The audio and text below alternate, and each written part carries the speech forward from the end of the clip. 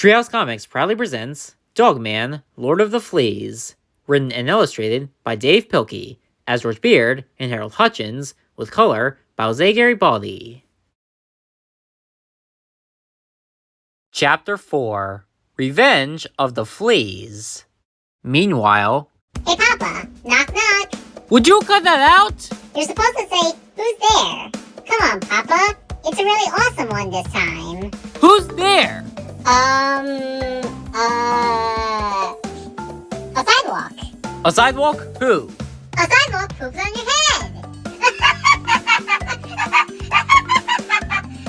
That's not how knockout jokes work!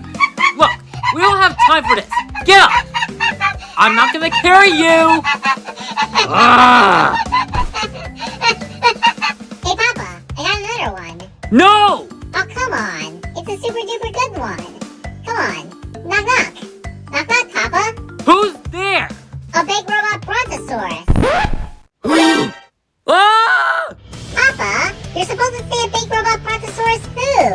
This is Hats Off with the breaking news update.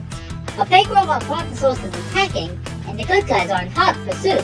Now it's time for my exclusive interview with the Crooks. We're not crooks, we're regular maniacs. I am Piggy, leader of the Fleas.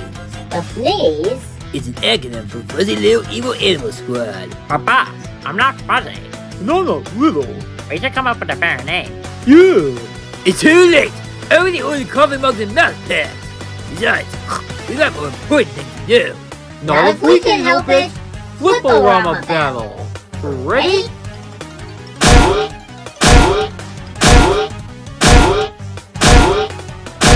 So you think you're tough, do you? Well, take this! Help! It looks like you've reached the end, Petey.